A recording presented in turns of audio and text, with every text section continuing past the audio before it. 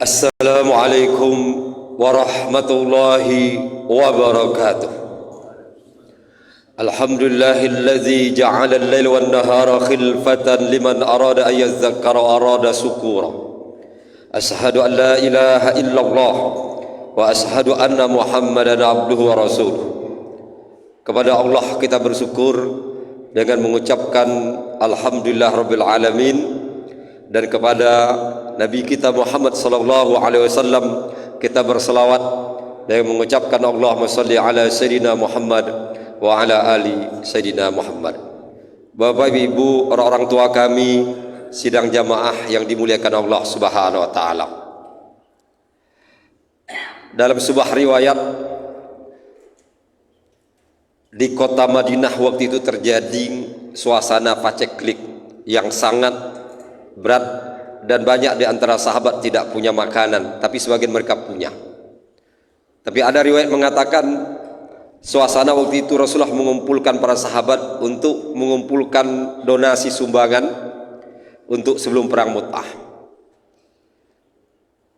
Tapi dalam konteks yang lebih luas, Rasulullah mengumpulkan sahabat di Masjid Nabawi waktu itu, dan Rasulullah meminta para sahabat itu untuk menyumbang apa yang mereka ingin, mereka punya, dan memberi donasi.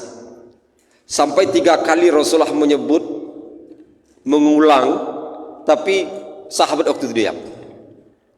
Tapi di ketiga inilah tegak seorang sahabat dari kaum Ansor, dan dia keluar langsung ke rumahnya. Kemudian dia datang ke masjid dengan membawa 3 tentengan. Satu diletakkan di sebelah kanan, sebelah kiri di punggungnya, satu lagi dipegangnya. Sampai dalam masjid diletakkan ke depan Rasulullah. Ya Rasulullah, ini sumbangan saya. Kemudian dia duduk. Di saat duduk, sahabat yang lain tegak. Satu-satu tegak menjemput. Akhirnya terkumpullah dengan banyak di depan Rasulullah sumbangan tersebut. Setelah terkumpul dan sahabat duduk semuanya, Rasulullah bersabda, "Man sanna fil Islam sunnatan hasanatan falahu ajroha 'alaiha wa 'amil man 'amila ba'dahu min ghairi ayang qusa min ujurihim syai'un wa man sanna fil Islam sunnatan sayyi'atan kana 'alai wizruha wa wizru man 'amila biha ba'dahu min ayang kosa min auzarihim sayun." Hadis rawahu Bukhari Muslim. Barang siapa membuat sebuah sunnah yang baik, maka dia mendapatkan pahala dan pahala dari orang yang mengerjakannya tanpa dikurangi sedikit pun. Dan barang siapa membuat keburukan, membuat sunnah buruk, maka dia mendapat keburukan dan keburukan orang yang membuatnya, yang mengikutinya tanpa dikurangi sedikit pun. Kalau kita lihat hadis ini, Bapak Ibu yang kami muliakan, dia ada 2 sisi harus dipahami. Sisi pertama adalah sisi daripada asbabul wurud, yaitu latar belakang. Sisi kedua yaitu sisi yang berkaitan dengan ma'anil hadis, makna daripada hadis tersebut. Ketika kita bawa sisi pertama, asbabul wurud, latar belakang. Latar belakang adalah Rasulullah menganjurkan untuk menyumbang. Kemudian ada seorang sahabat yang pertama kali menyumbang, gara-gara dia menyumbang itu yang lain ikut. Maka dari asbabul wurud ini, sebab latar belakang ini, maka sisi ini disebut dengan contoh. Maka berarti Rasulullah mengatakan, barang siapa memberi contoh yang baik, kemudian diikuti orang dengan contoh tersebut, orang itu dapat pahala. Tapi kalau ada orang membuat contoh yang buruk, diikuti orang dengan keburukan tersebut, dia juga mendapat keburukan dari apa yang dia lakukan. Maka contoh dari sisi latar belakang ini, Bapak Ibu yang kami muliakan, berkaitan konteks kehidupan kita. Mungkin barangkali ada orang membangun masjid, kemudian orang tanya, mengatakan, siapa yang menyumbang? Pertama, saya yang nyumbang. Yang nyumbang pertama kali berarti dia sudah beli contoh. Contoh, kalau orang ikut sesudahnya akan mendapat kebaikan. Dan contoh seperti Bapak Ibu yang kami muliakan bisa saja di orang tak punya. Maka ketika ada sumbang menyumbang, sebenarnya tidak harus kita membuat nama kita dengan inisial hamba Allah. Sebut saja nama kita. Mudah-mudahan dengan membuat nama kita itu sebagai contoh motivasi pada orang lain untuk melakukannya. Dan ketika orang melakukan itu, kita akan mendapatkan pahala. Tapi jangan muncul riya dalam diri kita, itu saja. Tapi ketika orang mencontoh keburukan, maka dia akan mendapatkan keburukan. Di kampung tersebut tidak ada tempat orang main judi, dibuatnya rumah judi, diikuti, maka dia akan mendapatkan keburukan dari apa yang dilakukan. Itu kalau dilihat sisi daripada asbabul wurud, latar belakang. Tapi ketika kita bawa sisi yang kedua, yaitu ma'anil hadis, maka kata sanna fil Islam sunnatan, pertama sunnatan hasanah, yang kedua sunnatan sayyi'ah, maka dia berkaitan dengan sebuah pekerjaan yang dilakukan seseorang menjadi suatu amaliyah, kemudian amaliyah tersebut diikuti, dicontoh orang menjadi suatu tunjuk ajar, maka akan menjadi suatu kebaikan. Tapi bisa juga sebuah tradisi yang dilakukan, dan tradisi itu tidak bertentangan dengan Al-Quran hadis, kemudian dibuat orang sesudahnya, maka orang tersebut mendapatkan suatu kebaikan. Maka sehingga kata man sanna fil Islam sunnatan hasanah, di situ disebut al-ibtida bil khairat, orang memulai kebaikan untuk suatu kebiasaan, suatu amaliyah, suatu tradisi.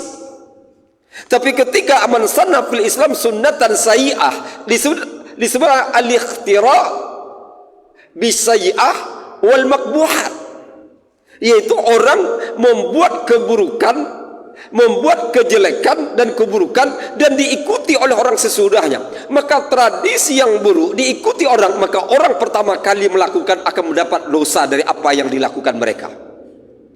Maka ketika konteks yang kita lihat daripada ma'anil hadis dengan sanna, maka sanna di sini Bapak Ibu yang kami muliakan, dia berkata sunnah sesudah Rasulullah, bukan sunnah masa Rasulullah. Sebab ada yang memahami sunnah sini, Rasulullah tidak pernah mengajarkan sunnah yang buruk. Tapi sunnah di sini adalah berkaitan dengan posisi kebaikan yang dibuat, bisa saja Bapak Ibu yang kami muliakan belum dicontohkan oleh Rasulullah, atau pernah dicontohkan Rasulullah tapi belum dilakukan secara rutin. Maka kita tengok seperti sholat tarawih, pernah di masa Rasulullah tapi tidak rutin 1 bulan, dibuat zaman Umar Khattab, sunnah. Al-Quran belum dibukukan di masa Rasulullah, di zaman Abu Bakar dibukukan, sunnah, suatu kebaikan. Kebaikan Abu Bakar ini diteruskan oleh Utsman bin Affan dengan buat mushaf lagi 5, kemudian berkembang lagi. Kemudian kebaikan ini Bapak Ibu yang kami muliakan, ketika tidak bertentangan dengan Al-Quran dan hadis. Kenapa? Karena Allah dan Rasulnya memerintahkan kepada kita untuk melakukan kebaikan. Bahkan Allah mengatakan wa'malu solihat, bukan solihah tapi solihat, kerjakan kebaikan-kebaikan. Bahkan disuruh kita berlomba, fastabiqul khairat, berlomba-lomba dengan kebaikan. Tapi kebaikan al-khairat, kebaikan-kebaikan. Wasaru ila maghfirah, bersegeralah ampunan Allah itu dengan sebuah amaliyah. Maka di sini Bapak Ibu yang kami muliakan, yang perlu kita lihat, maka makna sunnah ini kadang-kadang dibenturkan oleh orang dengan mana bid'ah. Padahal kata bid'ah itu sendiri, ketika kita kembali kepada hadis Nabi, kullu bid'atin dolalah wa kullu dolalatin finnar. Kata bid'ah di sini dia bukan bermakna 1, tapi bisa bermakna 2, 3 dan 4 dan 5. Kenapa demikian? Coba kita tengok Bapak Ibu yang kami muliakan secara bahasa. Kullun itu artinya semua, tapi dalam bahasa Arab dia bisa berarti 2, antara kulliyun dengan juz'iyun, jami' atau juz'i, bermakna semua atau bermakna sebagian. Ketika kita mengetahui makna sebagian, sebab dalam Al-Quran Allah mengatakan kullu nafsin za'iqatul maut, itu semua. Tapi ketika Allah mengatakan wa dammarna kulli syai', kami hancurkan segala satu, itu artinya sebagian yang dihancurkan Allah. Bagaimana untuk mengetahui kulun itu berarti semua atau sebagian? Tengok kata sesudahnya. Kata sesudah bid'atin itu adalah nakirah bukan ma'rifah. Mungkin Bapak Ibu yang kami muliakan yang tak pernah belajar bahasa Arab, apa itu ma'rifah? Kalau ma'rifah itu pakai alif lam, al bid'atu. Kalau nakirah tanpa alif lam, maka kitabun itu nakirah, al kitab ma'rifah. Bedanya apa? Kalau pakai al itu tertuju kepada satu. Tapi kalau nakirah tanpa al itu umum, bersifat 2, 3, 4. Rasulullah sebut bid'atin, satu, bukan satu tapi banyak. Nakirah dengan banyak berarti kullu tadi bermakna juzi. Maka bisa saja ketika kullu bid'atin ini dikaitkan hadis man sanna fil Islam sunnatan hasanatan, bermakna kullu bid'atin sayyi'atin dolalah.